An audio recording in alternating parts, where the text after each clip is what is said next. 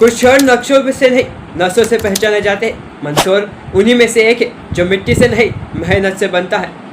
नमस्कार साथियों, मैं हूँ जतिन जैन और आप देख रहे हैं अपना समाचार पर एक नया शो भारत ऐसा भी, जहां हम आपको दिखाते हैं वो भारत जो अखबारों के हेडलाइंस में नहीं, गाँव की मिट्टी, मंदिरों की घंटियों और जन जन की धड़कन में बसता है। आज हम आए हैं मध्य प्रदेश के एक ऐसे जिले में जो भारत की अर्थव्यवस्था, संस्कृति और आध्यात्मिकता का अद्भुत संगम है।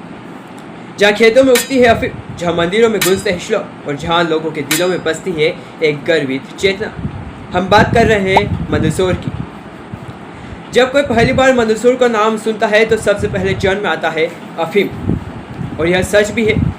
मंदसौर भारत के उन चुनिंदा जिलों में से जहाँ वैध रूप से सरकारी लाइसेंस के अंतर्गत अफीम की खेती होती है, लेकिन यह अफीम वैसी नहीं जैसी फिल्मों में दिखाई जाती है।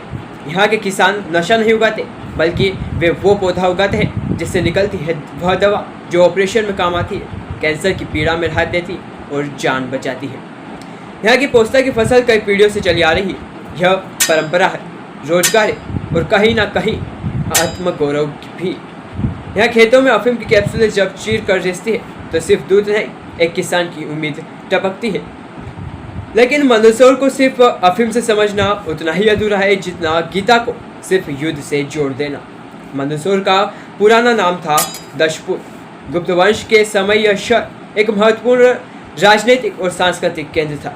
यहाँ स्थित है मंदसौर शिलालेख जो राजा कुमार गुप्त के शासनकाल से जुड़ा है और संस्कृत काव्य में लिखा गया भारत का प्रमुख ऐतिहासिक प्रमाण है। यह दर्शाता है कि मंदसौर सिर्फ खेतों का शहर नहीं, यह विविधता और वैभव की नगरी भी है।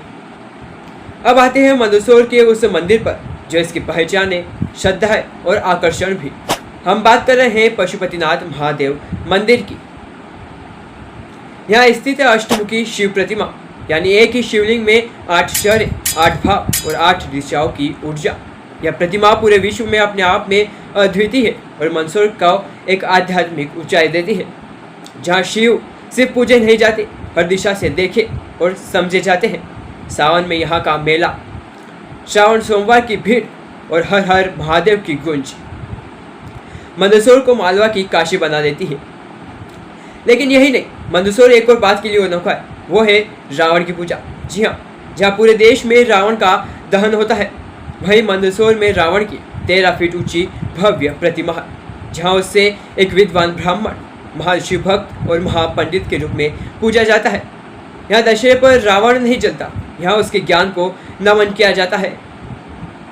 यह परंपरा हमें बताती है कि मंदसौर जैसा नगर सिर्फ मान्यताओं से नहीं चलता, बल्कि वह सोचता है, परखता है और फिर खुद निर्णय लेता है।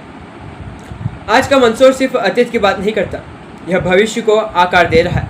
यहाँ स्थित है मंदसौर यूनिवर्सिटी जो मालवा निर्माण के क्षेत्र के छात्रों के लिए शिक्षा का हब बन चुकी है। यहाँ कोचिंग सेंटर, डिजिटल कक्षाएं और तकनीकी शिक्षा में रोज नए प्रयोग हो रहे हैं।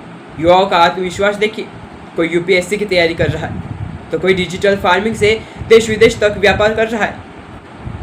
अब बात करें मंदसौर के किसानों की, तो यहाँ का किसान पोसता ही नहीं, लहसुन, धनिया, प्याज, सोयाबीन, गेहूँ, उड़द, तिल्ली जैसी दर्जनों फसलें उगाता है।